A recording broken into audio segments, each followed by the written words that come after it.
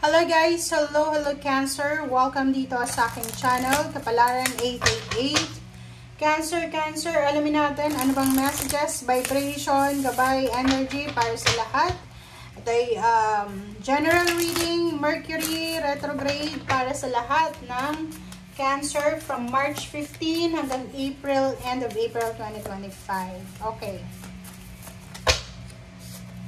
First card mo dito, Archangel Chamuel, Cancer. Archangel Chamuel, sinasabi sa'yo dito, Cancer, na buksan mo daw ang puso mo para makatanggap ka ng pagmamahal and makapagbigay ka ng pagmamahal. Your essence is love. Okay? Ang importante daw sa ngayon ay pagmamahal. Wow. Sana all. Okay. Okay. Cancer.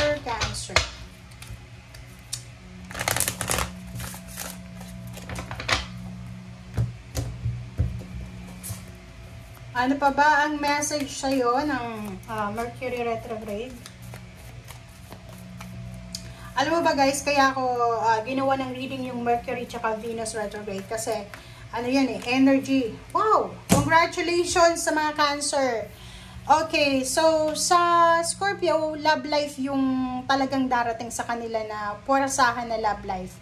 Sa'yo naman is stability ng pera. So, door to value, congratulations sa lahat ng Cancer, babae or lalaki, may asawa, wala, may trabaho or wala. May incoming, upcoming, opening of financial abundance na darating sa inyo. So, maraming opportunities. Maraming blessings, maraming good news regarding money ang darating sa inyo sa 2 buwan na to. Okay, thank you. I hope na pantay-pantay ang ating baraha.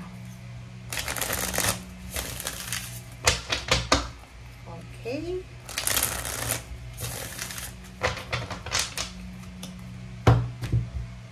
Tingnan natin. First card mo dito, Ace of Cups. Sino ba naman ang hindi magiging masaya? Sino ba naman ang hindi aapaw yung cups? Kasi ganito yung dalawang mangyayari sa'yo diba?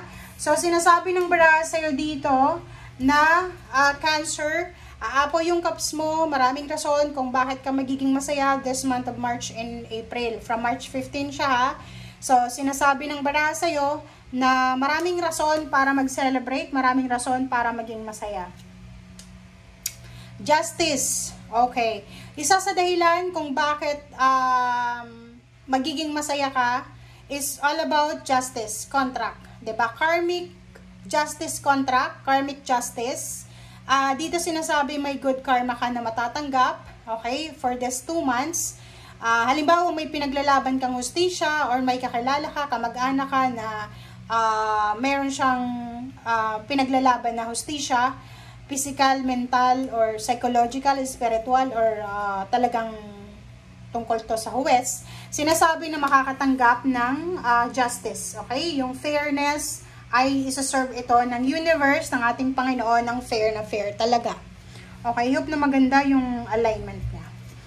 Next card is 3 of Cups. Yun, isa confirmation na talagang may family celebration na mangyayari from March 15. Maraming rason para mag-celebrate, maraming rason para maging masaya, maraming rason para magkaroon ng kaligayahan, overall happiness, or lahat ng lagaya. Okay?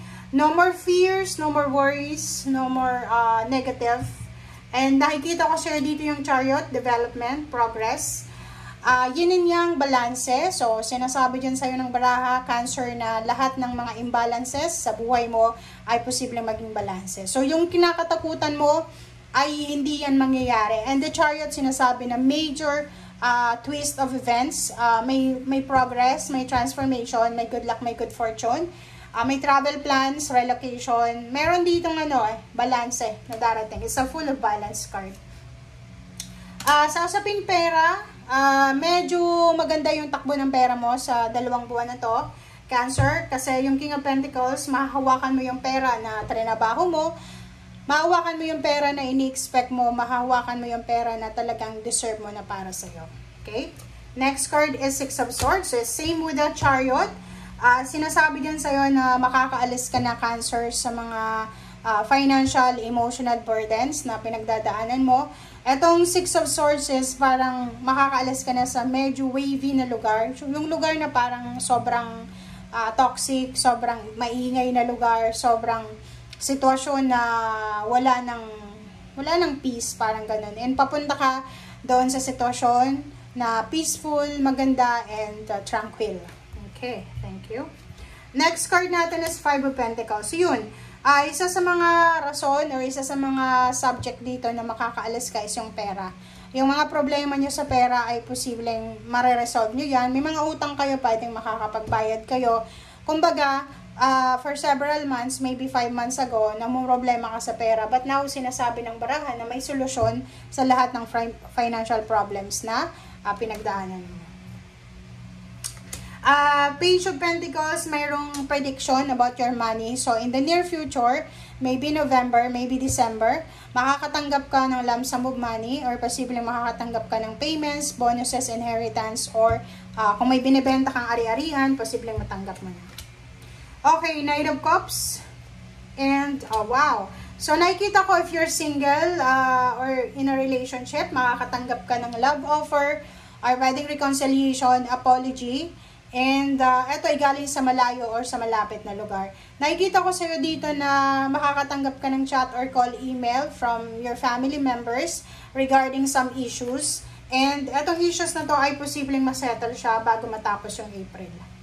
Okay. Next card natin is Queen of Rods.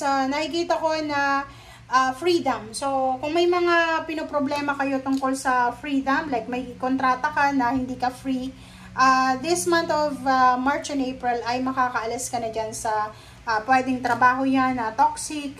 Makakaalis ka na sa trabahong mabigat, parang ganon, toxic, parang ganon.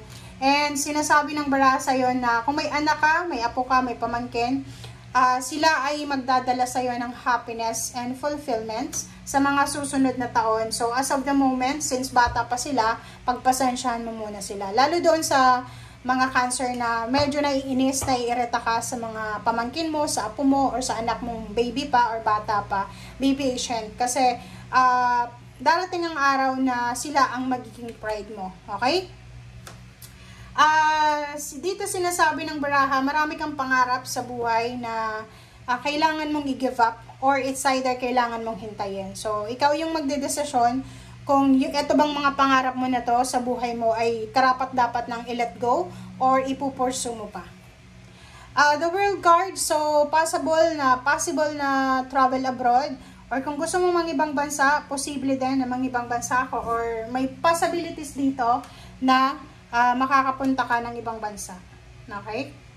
Ten of Swords, sinasabi ng baraha sa'yo dito na merong mga